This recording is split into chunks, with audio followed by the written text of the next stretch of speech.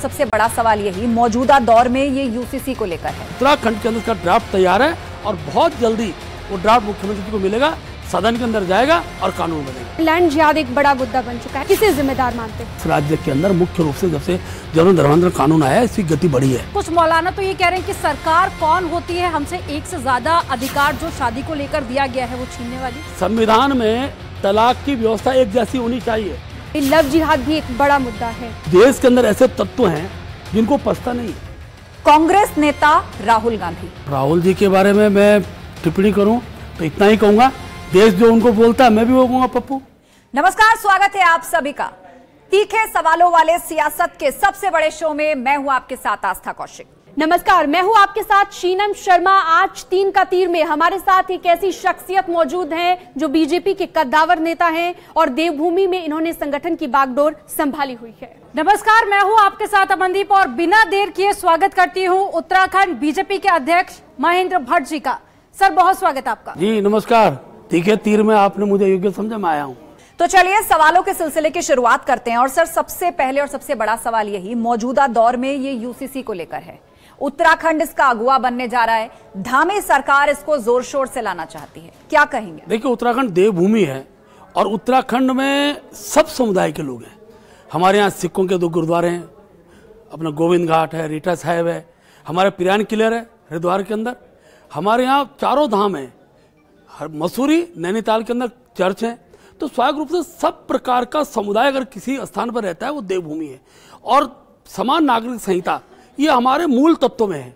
खासतौर में अगर कहूँ कि जनसंघ के कालखंड से लेकर भारतीय जनता पार्टी के निर्माण तक, और उसके बाद उत्तराखंड के अंदर हमारा जो पिछला जो संकल्प पत्र था पार्टी का, हमने उसमें लोगों का विश्वास दिलाया था कि भारतीय जनता पार्टी की सरकार रिपीट होती है तो हम लोग समान नागरिक संहिता लागू करेंगे। और मुझे बताते हुए खुशी है कि आज उत्तराखंड के अंदर इसका ड्राफ्ट तैयार है और बहुत जल्दी वो ड्राफ्ट मुख्यमंत्री जी को मिलेगा, सदन के अंदर जाएगा और कानून बनेगा।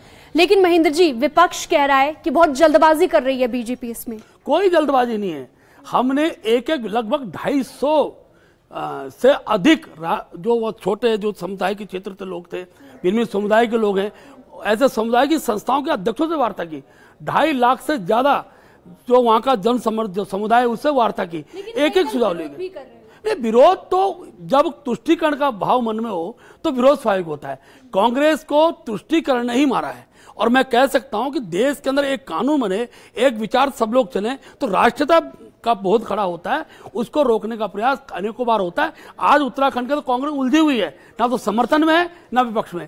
यही कारण है कि जो समान नागरिक संहिता का व्यापक समर्थन मिल रहा है। और मुझे ये बताते हुए खुशी है कि उत्तराखंड का जो समान नागरिक संहिता का विषय है, उस विषय पर आज पूरे देश के अंदर चिंतन प्रारंभ हुआ है और बहुत जल्दी मुझे विश्वास है, मेरा हृदय बोल रहा है कि देश की पार्लियामेंट भी इसको यूसीसी को लागू करेगी। लेकिन राजनीतिक दल ही नहीं ना, कुछ तो मुस्लिम संगठन का विरोध कर रहे हैं, उसके पीछे क्या कारण देखिए, बिना जानकारी के बिना पढ़े चर्चाएं आती है। अभी कांग्रेस ने कहा कि हम पर ड्राफ्ट नहीं आया है।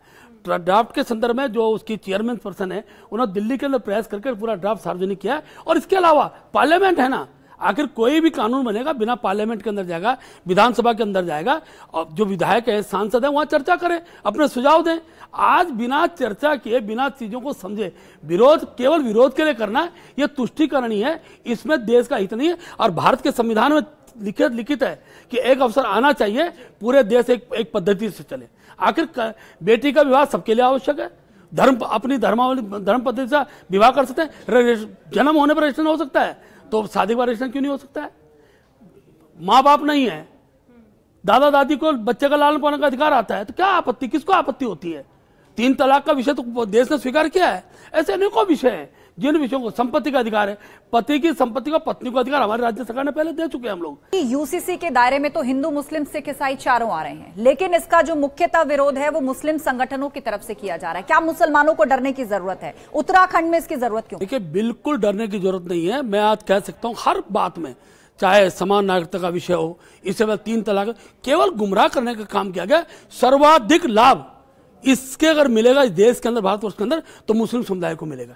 कि मुस्लिम समुदाय को केवल और केवल तुष्टीकरण के आधार पर देश की मुख्य धारा से अलग करने को लोग प्रयास करते हैं। मुस्लिम पर्सनल लॉ बोर्ड कह रहे हैं हम तो शरीयत के पाबंद हैं, यूसीसी देश में जरूरत ही नहीं है। देखिए, शरीयत का जो पक्ष है अपनी पूजा पद्धति पर हो सकता है, उनके इस पूजा पद्धति किसी को रोकी नहीं जा रही है।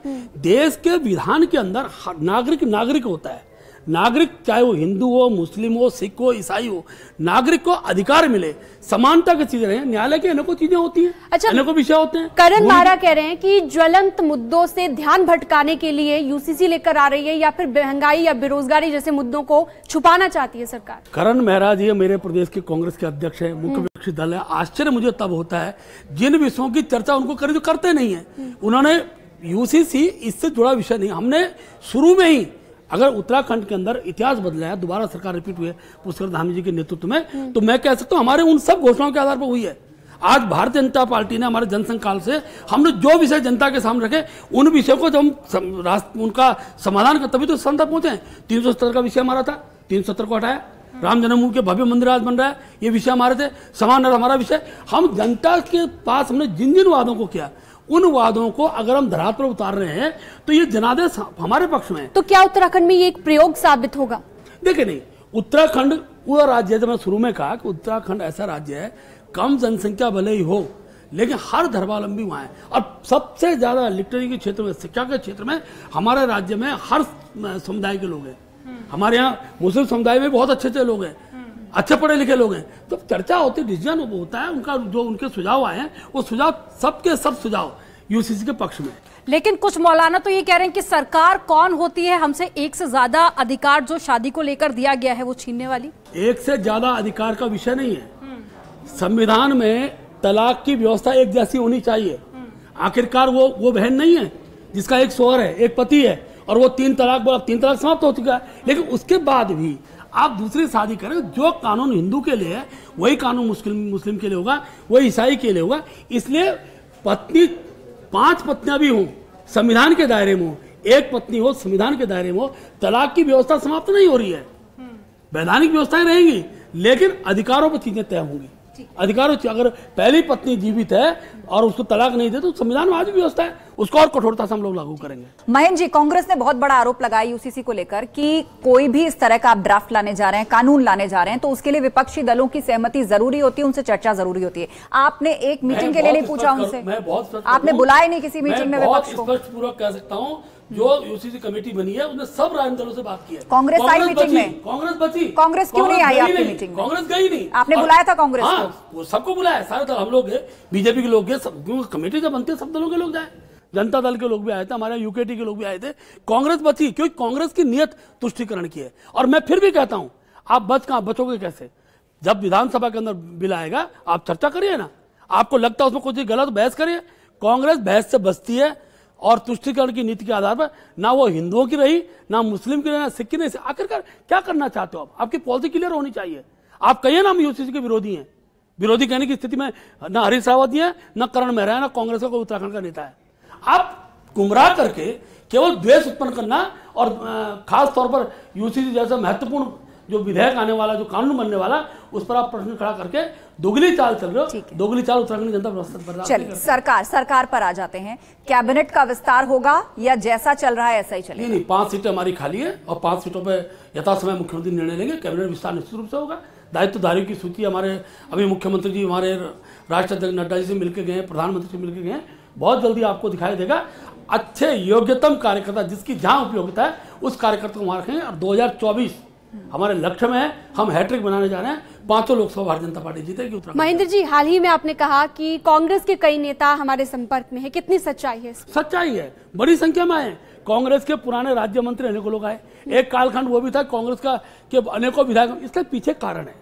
कारण क्या है कि जनता विकास को अपनी आंखों से देखती है और जनता का प्रेशर नेताओं पे, जनप्रतिनिधि पे, पब्लिक का प्रेशर जब होता है तो महाराज जैसी स्थिति उत्पन्न होती है। विकास के लिए मोदी जी के साथ खड़ा होना, विकास के लिए पुष्कर धामी के साथ खड़ा होना, ये पब्लिक प्रेशर है जो कांग्रेस के विधायकों को, कांग्रेस के नेताओं को भारतीय जनता पार्टी की और आकर्षित कर रहा है। और हमने कहा है आइए, हम स्वागत करते हैं। बड़ी संख्या में आए, आगे भी आएंगे। बहुत से लोगों से हम संपर्क में बातचीत हम कर रहे हैं। लेकिन समय काल परिस्थिति के हिसाब से अब तो ये विचार करना पड़ा किसको लेना है किसको नहीं लेना है, क्योंकि समय काल परिस्थिति तो हम सबको लाएंगे। 2024 के लिए आपका दावा है। आपने अभी अभी कहा कि 5 की 5 सीटें उत्तराखंड से हम ले जाएंगे, लेकिन विपक्ष एक महागठबंधन भी बना रहा है। तो वो महागठबंधन उत्तराखंड के लिहाज से या केंद्र स्तर पर भी आप कितनी बड़ी चुनौती मानते हैं 2024? पूरा महागठबंधन बन रहा है। जिनको जनता ने नकार दिया वो कितने एक हो जाए, जनता को उसकी स्वीकृति मिलने वाली नहीं है। ठीक है, लेकिन हरीश रावत पर सीबीआई जांच कर रही है और कांग्रेस पार्टी इसे बीजेपी की साजिश बता रही है। अब गजब की बात हो रही है। हरीश रावत जी ने खुद सीबीआई की मांग की। आज हरक सिंह रावत जी जो उसी दल में चले गए, उनका प्रेशर था कि सीबीआई जांच कराई जाए। आखिर देवभूमि के अंदर विधायक की खरीद फरोख्त, ये भी अभिशाप है। लेकिन ये आरोप पहली बार नहीं लगे हैं ना। अगर हम दिल्ली की बात कर ले, आम आदमी पार्टी से लेकर जो तमाम विपक्षी दल हैं, वो इस तरह के आरोप लगाते रहे बीजेपी पर। मैं फिर बता रहा हूं, जिस दल को अपने विधायकों को संभालने का नैतिक बल न हो, बिना विचारों के लोग हों, वो फिर इस तरह की बातें करेंगे ही। हम किसी को न तोड़ते न तोड़ लाते हैं। मैं फिर कह रहा हूं, हरीश रावत जी का जो स्टिंग आया था वो उत्तराखंड के एक एक व्यक्ति ने देखा। और मैं एक जिम्मेवार, मैं भी 2 बार विधायक रहा हूं, मैं जिम्मेवार जनप्रतिनिधि के नाते कह सकता हूं, अगर उत्तराखंड में ये अभिशाप हुआ है तो दूध का दूध, पानी का पानी होना चाहिए। और भविष्य के अंदर कोई भी नेता हो, कितना बड़ा नेता हो, इस प्रकार का अभिशाप न करे। वो देवभूमि है, वहां का राजनीतिक जो आकर्षण है, राजनीतिक जो प्रभाव है, उस पर प्रश्न खड़ा नहीं होना चाहिए। एक आरोप और विपक्षी पार्टियों की तरफ से लगता है आप पर कि ये यूसीसी का जिक्र इसीलिए किया जा रहा है कि 2024 को साधना है, जातियों धर्मों में ना बटे, इसीलिए कोई ऐसी बात छेड़नी है कि पूरा हिंदू एक हो जाए। इसके साथ और राम मंदिर को लेकर भी कहा जा रहा है, आप तो आंदोलन से जुड़े रहे हैं, आप जेल भी गए हैं राम मंदिर आंदोलन के लिए, तो राम मंदिर और यूसीसी, इसको लेकर विपक्ष कह रहा है कि जानबूझकर इनको 24 के हिसाब से आपने प्लान किया ताकि उसका फायदा लिया जा सके। पहले कहते रामलला हम आएंगे, मंदिर हम बनाएंगे, और तारीख नहीं बताएंगे, अब तारीख बता दी, मंदिर बनने लग गया। वो यही तो कह रहे हैं, तारीख बड़ी प्लानिंग से बताइए। अपोजिशन जिस बात 24 से पहले फीता काटेंगे। अपोजिशन शुरू से ही हमारे इन विषयों का विरोधी रहा है, लेकिन जन समर्थन हमारे साथ रहा है। लैंड जिहाद एक बड़ा मुद्दा बन चुका है, इस बारे में महेंद्र भट्ट क्या सोचते हैं, किसे जिम्मेदार मानते हैं? देखिए, मैं बहुत स्पष्ट बता दूं, हमारी भौगोलिक सीमा सीमित है।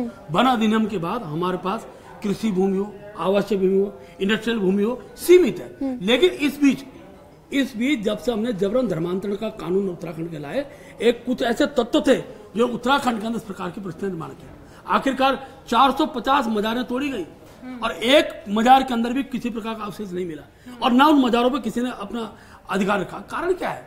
आखिर ये जब किसी खुफिया विभाग से चीजें निकल कर आती है, उसका केवल मजार ही, लगभग 55 करीब मंदिर भी टूटे हैं, 2 गुरुद्वारे भी टूटे हैं। आशा ये कहने का कि आखिरकार हमारे पास सीमित भूमि की रक्षा कौन करेगा? जिम्मेदार कौन है? ये सवाल था मेरा। जिम्मेदार किसे मानते हैं आप? जिम्मेदार मैं कह रहा हूँ ना, जो सरकारें रही, चाहे बीजेपी की हो, कांग्रेस की हो, दोनों। मैं आपको बता दूं, ये सब काम पिछले 5-7 सालों के अंदर इस गति बढ़ी है। नहीं, 15 साल पुरानी भी ऐसी मजारें थी जिनका रजिस्ट्रेशन नहीं था, मजारें भी थी, मंदिर भी थे। मैं फिर बता रहा हूँ कि जिस समय भी बना हो इस राज्य के अंदर, मुख्य रूप से जब से जबरन धर्मांतरण कानून आया, इसकी गति बढ़ी है। आप कह रहे हैं कि उत्तराखंड की डेमोग्राफी बदलने की साजिश हो रही है, उसको लेकर आपकी क्या रणनीति है? और आपने क्या देखा? देवभूमि उत्तराखंड, जहां पर कोई सोच नहीं सकता था कि इतना क्राइम भी होता है, वहां यूसीसी जैसी बात होगी, वहां लैंड जिहाद, वहां लव जिहाद जैसे शब्दों का भी इस्तेमाल करना पड़ेगा। क्या रणनीति? मैंने शुरू में कहा ना कि जब से हमने समान नागरिक संहिता की घोषणा की, हमने जबरन धर्मांतरण कानून लाए, हमने उत्तराखंड आने वाले की पहचान करने की बात की। उत्तराखंड में जब किराए पे रह रहा हो, चाहे, क्योंकि बड़ी संख्या में लोग आते हैं ना भाई, आगे वो केवल धार्मिक यात्रा का केंद्र ही नहीं है, वो साहसिक यात्रा का केंद्र भी है, वो पर्यटन का केंद्र भी है। कैसे बदल रही है ये समझना चाह रहे हैं। निश्चित रूप से मैं बता सकता हूँ, बहुत से स्थानों पर ये प्रयास किए गए, ये प्रयास किए गए कि भारत का नागरिक नहीं है, ऐसे बांग्लादेशी जो घुसपैठी है बड़ी संख्या में आने लगे, उसको सरकार ने संज्ञान लिया। ऐसी प्रकार से मजारों के बाकी माध्यम से न जाने कौन तत्व थे, मैं फिर कह रहा हूं, न जाने कौन तत्व जिस प्रक्रिया को खड़ा कर रहे थे, सरकार ने इसको संज्ञान में लेकर उसको अगर मिटाने का प्रयास किया है, तो मैं कह सकता हूं देवभूमि के स्वरूप को यथावत रखने में सबसे बड़ा योगदान पुष्कर धामी जी को मिला, और धर्म रक्षक धामी इसलिए उनका नाम मिला। अच्छा, लैंड जिहाद की तो बात हो गई, लव जिहाद भी एक बड़ा मुद्दा है, और उत्तरकाशी के पुरोला में जो हुआ हम सब ने देखा, बड़ा हंगामा यहाँ पर मचा। हाँ, तो उसे लेकर आपकी क्या राय है? देखिए, मैं फिर उसी विषय को बता रहा हूँ, जब सरकार कोई कानून कठिन लाती है तो इस देश के अंदर ऐसे तत्व हैं जिनको पछता नहीं है, जो अनावश्यक देश के जो परंपराएं, शांत माहौल है, उसको खराब करने का प्रयास करते हैं। उसी दिशा में कुछ लोग उत्तराखंड में भी करने लगे। अगर पुरोला की घटना हो, चाहे आपकी गोचर की घटना हो, ये एक षड्यंत्रकारी तत्व है, लेकिन ये भी पहली बार हुआ है। आज माँ बाप भी इस पर घटना की रिपोर्टें दर्ज कर रहे हैं जेलों की सलाखों में, और कड़ाई के साथ जब कार्रवाई होती है तो समाचार भी बनता है। पलायन का दंश पहले से उत्तराखंड झेल रहा है, पुरोला से भी लोग पलायन कर रहे हैं। लोग नहीं कर रहे हैं, कोई पलायन नहीं हो रहा है। कुछ दिन का माहौल ऐसा था, अशांति आई थी, आज सबके सब लोगों की वहां दुकानें खुल गई हैं। थोड़ा वातावरण ठीक करने में समय लगता है, क्योंकि वातावरण बिगाड़ने वाले लोग देश के दूसरे हिस्सों से आए थे। उनको जब जेल मिली, सजा मिली, और आज मैं कह सकता हूं हमारे उत्तराखंड का मुस्लिम समुदाय हो, वो भी इस बात को बहुत पैनी नजर रख रहा है कि उत्तराखंड का स्वरूप को खराब नहीं होने दिया जाएगा। मैंने शुरू में कहा है, हर धर्म के लोग उत्तराखंड में, सबके धर्मस्थल हमारे राज्य में हैं। आज लोग कह रहे हैं कि ये जो लव जिहाद जैसी बात है, ये कुछ लोग हैं जो इस्लामिक राष्ट्र का जिक्र करते हैं, चाहे वो सीमाओं के उस पार हो या देश के अंदर का एक वर्ग हो जिसके द्वारा बार बार इस टर्म का यूज किया गया, इस्लामिक राष्ट्र। तो इसका क्या इलाज है? देवभूमि में भी लव जिहाद जैसे मामले सामने आए हैं, आप कैसे निपटेंगे इससे, कैसे डील करेंगे? बहुत कड़ाई से निपट रहे हैं। जब से हमारा जबरन धर्मांतरण कानून आया है, इसके अंदर सारी चीजें हमारी इंगित हैं, सब लिखी हुई हैं कि किस प्रकार से अगर जबरन गरीब बेटियों को लालच देकर, आखिर आप जिस बिटिया के पास आप 50,000 रुपये खाते में पैसा डाल रहे हो, तो स्वाभाविक रूप से एक प्रकार का एक प्रलोभन देकर, ये षड्यंत्र, मैंने कहा ना, फिर कह रहा हूं, बाहरी तत्व जो इस देश के अंदर, भारतवर्ष के अंदर भारत के शांतिपूर्ण माहौल को खराब करना चाहते हैं। क्या अब ये शरारती तत्व बढ़ गए हैं? क्योंकि देखो 12 दिन में, अब तो जेल में 12 दिन में 5 मामले लव जिहाद के सामने आते हैं। मैं फिर कह रहा हूँ, जब ये चीजें बढ़ी हैं तो बहुत कार्रवाई हुई, और पांचों को पांचों जेल की सलाखों के अंदर, पहली बार हो रहा है। केदारनाथ में अभी हाल ही में एक कपल का वीडियो काफी ज्यादा वायरल हुआ था, शायद आपने भी देखा होगा, जिसको लेकर साधु संत विरोध कर रहे हैं, कुछ लोग समर्थन कर रहे हैं। आपके क्या विचार? दो विषय थे, पहले वाला विषय अलग प्रकार का था, अब का विषय अलग प्रकार का है। धार्मिक स्थल पर एक पति अपनी पत्नी के मांग में अगर सिंदूर भर रहा है, तो मैं उस पर बहुत प्रतिक्रिया देने की स्थिति में नहीं हूं, क्योंकि आखिरकार अनेकों हमारे उत्तराखंड अनेकों धार्मिक स्थल ऐसे हैं जहां पर शादी विवाह होता है। अनेकों ऐसे मठ, ऐसे मंदिर हैं जहां आज भी शंकर भगवान का विवाह तो हमारे यहाँ हुआ, वो स्थान है। ऐसी हमारा हरिद्वार के अंदर शांति कुंज है, देश भर की अनेकों बहनों की युवा साथी को विवाह होते हैं। तो धार्मिक स्थान में विवाह होना, सिंदूर भरना, ये उस परिप्रेक्ष्य में देखा नहीं जाना चाहिए। ये ठीक है कि अनावश्यक रूप से और इस प्रकार के जो कृत्य करना, जिसको कि कम से कम मर्यादा के दायरे से बाहर माना जाता है। अच्छा, मर्यादा क्या है? नी डाउन होकर किसी को रिंग देकर प्रपोज करना अमर्यादित है, मांग भरना मर्यादित है? मर्यादा अमर्यादा ये कौन तय करे? देखिए, बहुत से मंदिरों ने अपना अब ड्रेस कोड तय कर दिया है। अगर मैं मध्य प्रदेश के मंदिर में जाऊं, भैरवनाथ जी के, तो स्वाभाविक रूप से धोती और ऊपर का जनेऊ, और वहां बहनों के लिए साड़ी सूट है। तो मंदिर की व्यक्तिगत व्यवस्थाएं हैं। उत्तराखंड में जिस तरीके की भौगोलिक परिस्थितियां हैं, उसमें हम देखते हैं कि आपदाएं बहुत आती हैं और बारिश के वक्त समस्या लोगों की बढ़ जाती है। उसके लिए सरकार किस तरह से प्लान कर रही है ताकि इस बार अगर कोई आपदा आती है तो एक्टिवली अप्रोच किया जाए? देखिए, हम लोग केवल सुनते थे कि शंकर भगवान की कभी तीसरी आंख खुलती है, तो उसका स्वरूप हमारे सामने है। केदारनाथ की आपदा, दिन में धूप लगी हुई, ऐसा माहौल नहीं। तपोवन की आपदा, वही अचानक परिस्थितियां निर्माण होते हैं, वहां के लोगों के नेचर में है।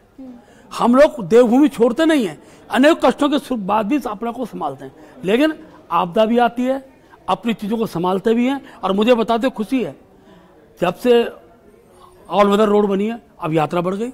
पहली बार हो रहा है, 1.5-2 महीने यात्रा बंद होती थी, सड़कें खुलती नहीं थी। आप लोग गुड गवर्नेंस की बात करते हैं, सरकारी कामकाज और योजनाओं के बूते आप कह रहे हैं कि 24 जीतेंगे, दोबारा जीत करके आए हैं असेंबली इलेक्शंस में, लेकिन ब्यूरोक्रेसी और सरकार, नेताओं के बीच की जो तनातनी है वो भी जग जाहिर है कि दोनों के बीच में अक्सर खटपट की खबरें आती हैं, कोऑर्डिनेशन नहीं है, एक दूसरे की सुनते नहीं है। देखिए, ऐसा नहीं है। कई बार क्या होता है कि हम लोग उत्तर प्रदेश से अलग हुए हैं, तो नेचर चेंज करने में समय लगता है। पुष्कर सिंह धामी ने इस दिशा में कदम बढ़ाया है। धीरे धीरे अब उत्तराखंड कैडर में अनेकों लोग अच्छे IAS VCS आ गए हैं।